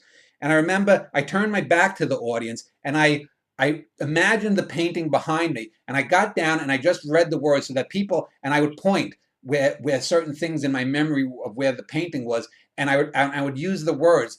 And I remember it was an effective piece. People came up to me afterwards, and they were trying to visualize what I was saying because the words were in a great order. Because if all I was trying to do is, let's say, if I was going to do Edvard Munch's The Kiss, and I was trying to describe it in a poem, if all I'm doing is describing it in a straightforward manner, there's really no reason to do that. You have to go, yeah, you know, if you're doing art based upon art, you have to go beyond that. You have to use the initial art as a metaphor. You just can't simply recapitulate the art. There's no point to do that. You know, if I was to write a poem about well, about a film, or about a moment in a film, or about, uh, uh, like I said, one of these paintings. I did a series of painting poems called the 49 Gallery, where I took famous paintings and I would write about them. But I can't simply recapitulate what the painting is. That's going to fail. Even if it's a solid poem, it's not going to be as good as the painting. It has to be a starting point from where you go off. Someone like a Karen Finley, someone like a Rollins, a lot of these performance artists, all the New Eurekans, all they are interested is in about themselves. This goes back to the confessional poets. Now, the best confessional poets, the Berrymans, the Plaths, at their best, wrote great poems. And it's certainly fodder for art to talk about yourself, to talk about the I. No one is denying that. It would be absurd to deny it. But just like art cannot be the main thing in political art, so too can the self not be the main thing in confessional poetry. The reason that Sylvia Plath has influenced 2 or 3 generations of female poets since her death is not because she was writing about Sylvia Plath. It's how she wrote about Sylvia Plath. It's how she wrote about her daddy. It's how she wrote about an old man among the narcissi. It's how it's the ways that she did those things. Hart Crane. We remember Hart Crane's poems not because he was the queer guy who flung himself off a boat to kill himself because he was depressed because he couldn't find homosexual happiness in the 1930s and might have been trying to get into society by marrying some woman. No, that's irrelevant. It's the way that he wrote about things, whether it's about his grandmother's love letters, whether it's about Charlie Chaplin, whether it's about people walking down Manhattan in a section of the bridge. Those are the things that make him worthwhile, and those are the things that probably are absent in the Finleys and the Rollinses and that ilk and the New Eurekans. That's absent. As I said about the translating reality, that's what art ultimately is. Art is not about me and what I feel, although it can be fodder for that. Art is about what it can bring to someone else, what I am feeling, and how that connects to you. It is not. Art is more of a verb than a noun. Art is not the thing. Art is the how. Let's say if you and I were walking down a street, Susie. Let's say we're walking down a street and we see a dog limping, and it's a mangy mutt, and our natural impulse is to bring some succor to this ailing creature, and you want to go. I say, hold on, Susie. That dog looks like he could be rabid. And so you get a better mind. You say, yeah, Dan, yeah, he does. He looks like he is foaming a little bit. It's probably better to just let him go. So we've had an experience. Now I could write a short story. I could write a poem. You could write a poem. If you had a cell phone with you, you maybe could take a video and do something in Photoshop or something and make some little video you could upload about this lone dog, and maybe that would go viral. But how do I convey, or how do you, or how does anyone experiencing that convey that to another person? Maybe someone in Mongolia who's never seen a dog. I'm sure they have dogs in Mongolia, but what my point is that whatever that experience might be something that's beyond another person's ken. So I have to use something like metaphor. I have to use something like symbols. I have to use some tools to translate the pain, the loneliness, the existential horror, if you will, of this poor creature's plight to someone who may have no familiarity with that. So that's what art can do. My simply saying, oh, there's a limping, probably rabid dog, that doesn't convey it. But I can find a way to convey that, and that's what art does, and that's probably the thing, again, that a Finley or a Rollins not only can't do, but it's probably beyond their ken to even understand that that's what it should do. And that's one of the things, especially with young people. There's a young fellow on my e-list that I recently sent some of my long books to. He read my 2.5 million word novel. Then he read my 4-volume memoirs, and he's just devouring things. And he's got a great mind because he can point out things that Harold Bloom or Helen Vendler or any of these art critics of the last 40 years could never see. These editors at Random House that put out the garbage by the Franzens or the dull shit of a Joyce Carol Oates, they cannot see. But here's a young kid that can see it, and he's not merely aping what I say. He's pointing to things in the works, and he's got the mechanics down. If you can understand the mechanics of how art works, of how to translate that possibly rabid dog into something worthwhile that someone in 150 years can understand, that's something special, because there are lots of people who can mimic things. You can look at painting forgers.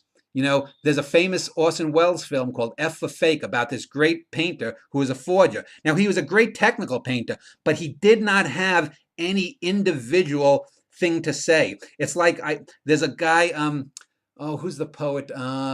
Um, Delamere, Walter Delamere, the English poet. I always use him because if you look at him technically, I don't know if you've ever read Delamere's poems. His poems are wonderfully musical. They are. I don't believe in classical meter, but if you want to take use an example of classical meter in poetry, he would be your example, because he is phenomenally musical and technically perfect, but he hasn't got a goddamn thing to say. I mean, he writes about the tritest subjects in the tritest ways. He does it beautifully, but there's no there there. There's no there in Delamere, and because there's no Delamere in Delamere, because there's no there, ultimately he failed as an artist. And it's that ability to recognize those things, to understand the mechanics of that reality does translate things and how to do it. And there are going to be people that are going to do this in a number of ways. There's a young girl on my e-list that I met through Facebook through another e-lister. You may have seen her, a girl named Sarah Hostet. I did an interview with her. She's a wonderful cello player. She has a great musical ability, and it's these young people that mostly get me excited, because there are things that I don't know about music. I can understand things intellectually, but I just don't have the ability in music to read music or to understand music. I have a tin ear, but I can see the way she approaches it and the way she talks about music, that she understands the fundamentals. Even if she doesn't intellectually fully get it at the age 20 or 21 that she is, she fundamentally has a blueprint in her mind that says, this is how I do this, that I am doing this because of A, B, and C. And that's a rare thing, and that's the thing that a Karen Finley doesn't have. So the point is then authenticity versus posers. People who, excuse me.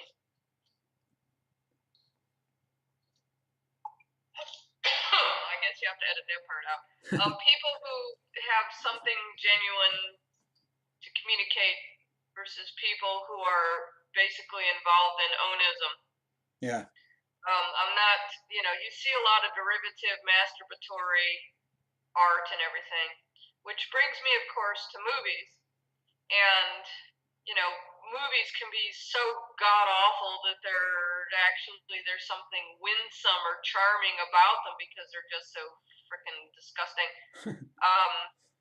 But in terms of the function of art, we'll repeat the phrase again, translator of reality, because it's convenient, or saying things of depth to try and keep some continuity going in our discussion, that movies are, of course, a whole big industry in and of itself, and quite a number of movies are simply machinery. They're products of the film factory.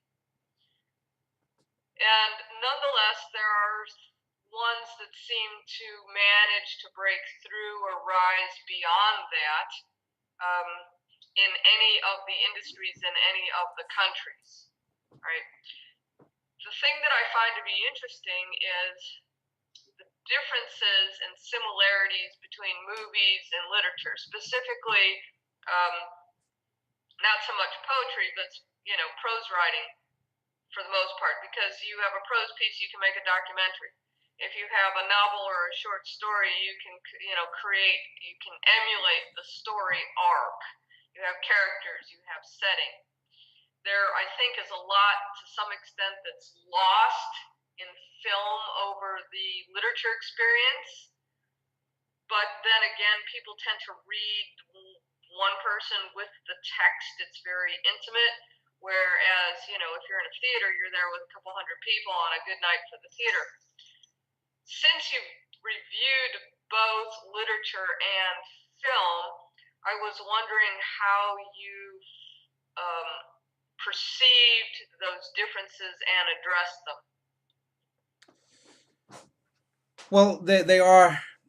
I look at cinema sort of as an extension of literature to a degree. I think cinema is more literature with pictures than it is pictures with words, in that it uses a lot of the techniques of literature. A movie can obviously do things that that a novel can't do. That you can have a moment. I interviewed this guy who runs a comic book organization a few weeks ago, and I gave a good example in comic books about how you can have a visual image that would take 2, 3, 5 pages of sterling prose to get to. So there are some advantages that the visual image has. The advantages that literature has is depth and breadth and the full scope. Of course, there are writers, and probably the most prominent example I can give is Philip K. Dick, the science fiction writer, that every adaptation in film of a Philip K. Dick work that I have ever seen is better than the original Philip K. Dick, because Dick himself had ideas, and he had some interesting ideas. He had some interesting ideas about society, about the human condition and whatnot, but he had no ability to get inside human beings. His characters are marionettes. His characters are all these insensate beings that just move. They are shadows on the wall. There's nothing deep inside them. And if you look at some of his adaptations, I reviewed Blade Runner. I don't think it's a great masterpiece like a lot of people do, but it's a better film than the Dick work that it's based upon. Same way with like Total Recall, Minority Report. They're probably the 3 most famous adaptation of Dick's work. There have been some others on screen, but he wrote these very cardboard characters, and the films could come in and add to that, because most of his work is based upon short stories. When you look at, for example, adaptations of novels, they almost always are lesser. There are a few examples that are different. I had mentioned The Thin Red Line. The James Jones novel is a good, solid war novel. You could make an argument that it's one of the better war novels of the World War II experience, up there with The Naked and the Dead and by Norman Mailer. But the Malick film succeeds because it goes totally away from it. Malick infuses into that his own sensibility. It deepens, it gives a resonance that's beyond just the gritty reality of war. And it starts from the very first image in that film of a crocodile descending into an algae-laden river. And there was another film that just flipped. Oh, The Shining is another great example. Kubrick. If you read the original, I think it's a short story, or maybe it's a novel. I think it's a short story that The Shining King wrote.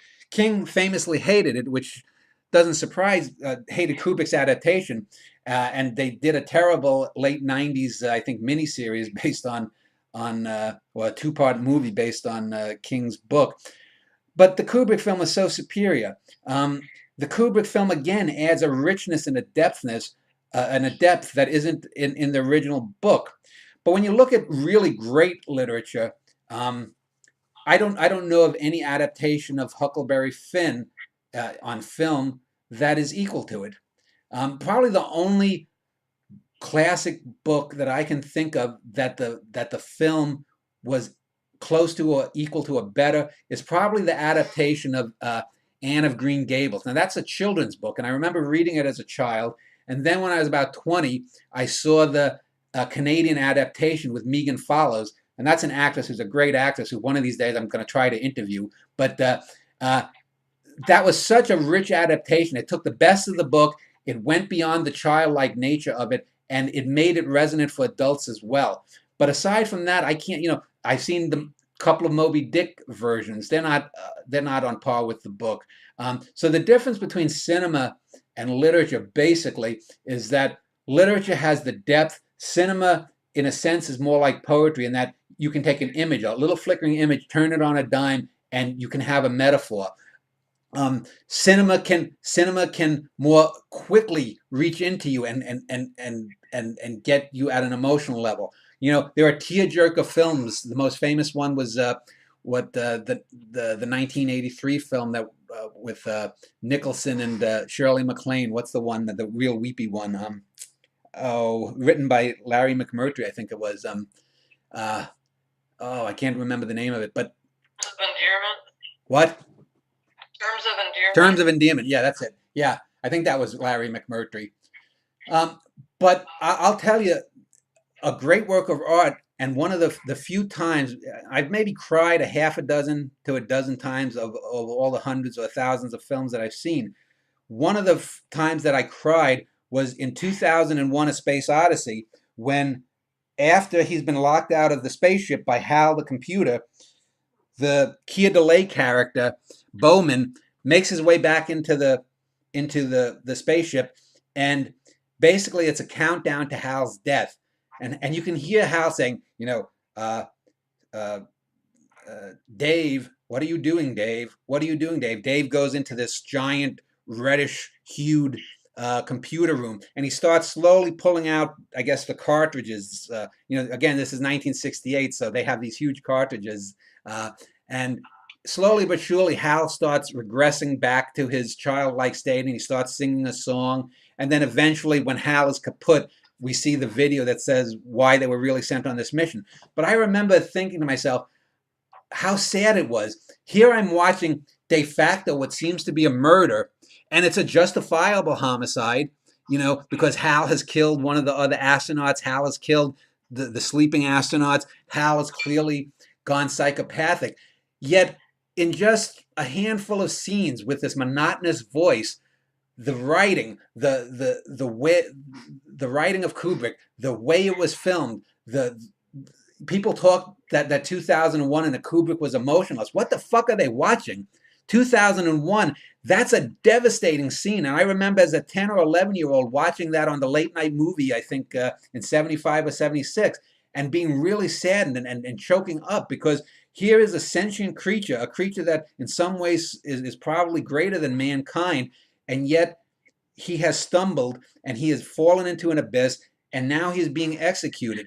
And that said something about the nature of life, the nature of fallibility, that even this supposedly infallible being or creature or sentience has failed, and that's what film can do. And it would be, and I've read 2001, the book, and the scene of Hal being disconnected is nowhere near as effective. So each of them have their pluses and minuses. I think overall that writing is the highest of the arts, simply because you have some etchings on a background, and these are totally abstract. I can make the letter B. You can recognize it as a B. I can recognize it as a B. Someone who doesn't know English doesn't mean anything.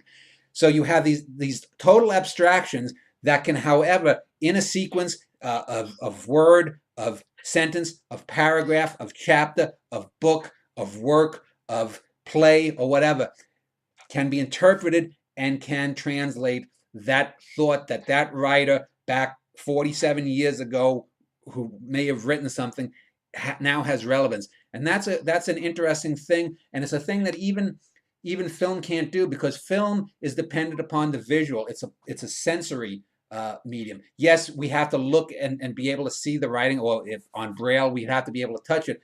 But it's not primarily sensual. It's abstract in the mind. So literature has the abstract advantage.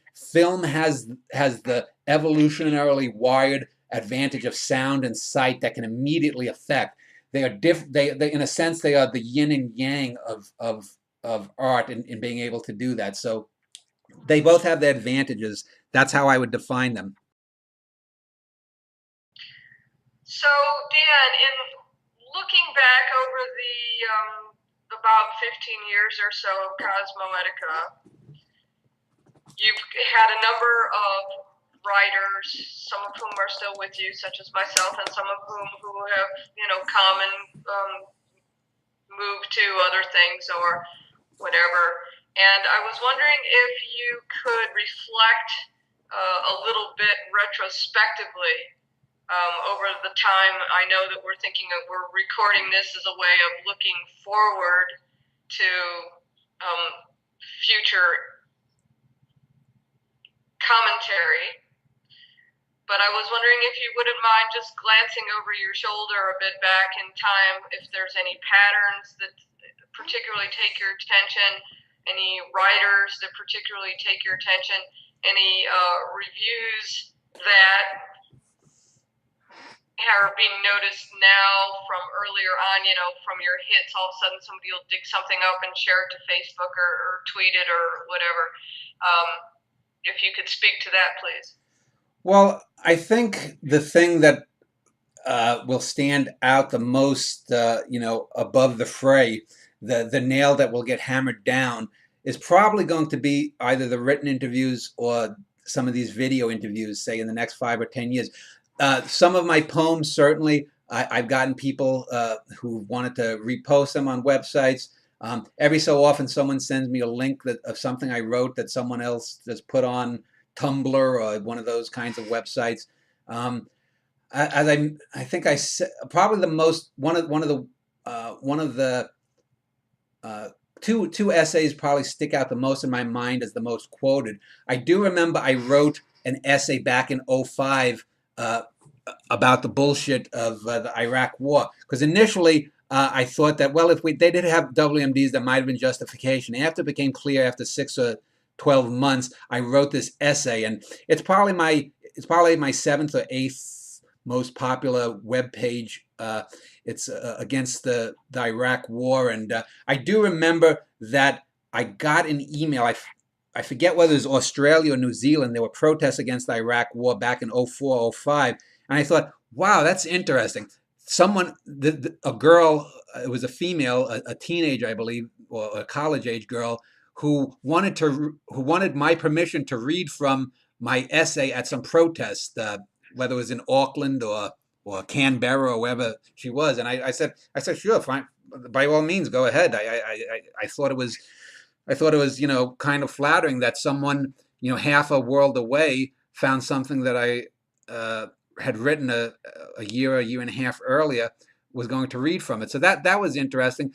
The other one that I find that I've found interesting is I did an essay on conspiracies about the JFK conspiracy and people who believe in UFOs and gray rapist aliens. And I had a section in that where I had quoted from some guys who had done some research that sort of debunked the idea that the shot, they were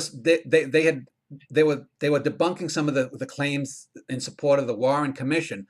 And about a year ago, maybe less than a year ago, I remember looking online and seeing on some website a link to an article about the fact that during the Syrian crisis of the last year, people have videos of people getting shot in the head. And there was the old theory that JFK's head moved back, it moved backward and to the left, as in the JFK film, whereas if it was coming from Oswald, it would have had to move his head forward. And you see slowed down in the Zapruder film that his head did move forward a little bit, but he was actually bending towards Connolly, and then you see it go backwards. Now, this 12 years ago when I wrote this essay that quoted these people said, no, that couldn't happen. But then I saw this website, and when you see these Syrian soldiers getting shot in the head from all different directions, their heads always move in the direction back, in the same direction as the bullet coming. So if the bullet is coming directly between the eyes, their head moves backwards. If it's coming from the front left, their head moves towards the back right. It's always traveling. And this is something that the internet is really interesting, that the technology has caught up to show that the people who supporting the Warren Commission version, that there couldn't have been a second shooter. And I don't want to get into all the theories of it, but definitively that debunked the idea that there could not have been a second shooter. Whether or not Oswald acted alone or not is another story. But I found that interesting that these things that I've written have come back. Just like I mentioned the super Earth in my essay about the day. There have been other things too. I've had some interviews where I've had some interesting interviews, written interviews that some of the things people have said. I found people have been quoting online. It's what I always find interesting though is when I get emails about something, for example, I'll give you probably the best example is I interviewed Daniel Dennett, the philosopher. I did a written interview with him. And I've mentioned this a few other times, but it's probably the best example of the disconnect between people who are really thinking for themselves and people who don't. There was a portion of the interview with Dennett where I was talking about Dennett having sat back in 99 or 2000 on one of these millennial panels talking about the most important person of the last 1,000 years. And I was amazed when I saw him and Pinker and a few other famous guys, and they never mentioned Genghis Khan. To me, Genghis Khan, even though he's a mass murderer and whatnot, is by far the most influential person of the last millennium. And the reason is because he had the most influence. If you took him out of the picture, China would have been different, the West would have been different, the Muslim world would have been different, everything would have been different, basically.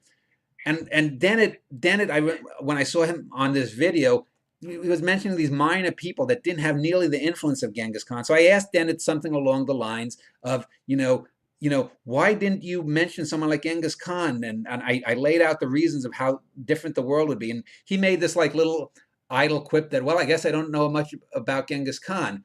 And he totally sidestepped the issue. And Dennett is one of these intellectuals that has a very slim range of what he knows about and what he can speak of. And online, Jessica and a few other people had showed me links of people on blogs, and maybe about 15 or 20 people in their blogs who came across the Dennett thing. All of them were like, "How dare I ask Dennett such a question?" And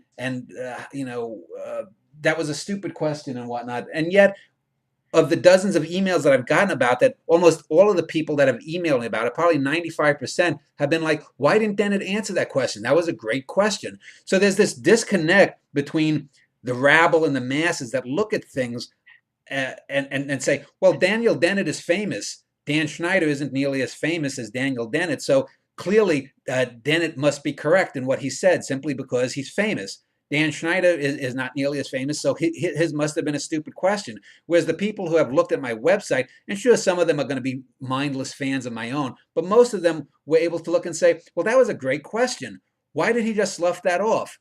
So that's one of the things that I found. I've often said Cosmoetica, if you've ever looked online, Susie, they'll give representations of the internet, and they'll have like, it looks like a star map or galaxies where they'll say the way websites connect to each other. And you'll see there's a galaxy for Facebook, there's a galaxy for AOL, there's a galaxy of connections for Google, there's a galaxy of connections for Yahoo and a few other big websites, Wikipedia and whatnot. And then you see all these like little clusters of other nameless websites. I've often thought that Cosmoetica is not a small little galaxy on its own. It's like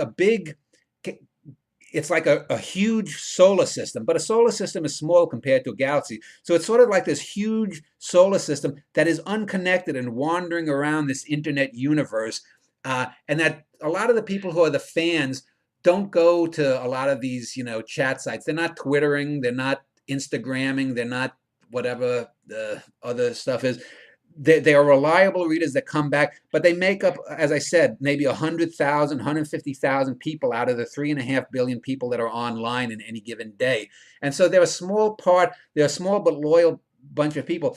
But that's what it takes to propound great art. That's what it takes to propound great ideas, because the masses aren't going to give a damn. 20 years from now, the lowest common denominator crap celebrity that's out there that's going to replace the Kylie Jenners and the Jaden Smiths of the world.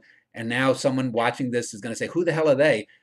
They're not born yet. They will become those avatars of that generation. But people will still be looking at my video interviews. They will still be looking at and reading my essays because people will want to read about the thin red line. And what did Schneider say about that? They won't care about these ephemeral things.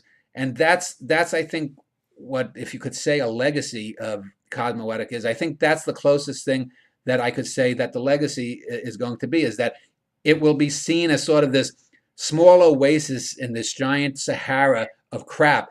But the oasis can be ignored in its day. But when people come back and they look, they'll say, wow, that was some great little thing that was going there for however long I live from now. Another 15 years, let's say I live another 30 or 40 years, for 45, 50 some years, that thing was going there, and no one had ever done that before.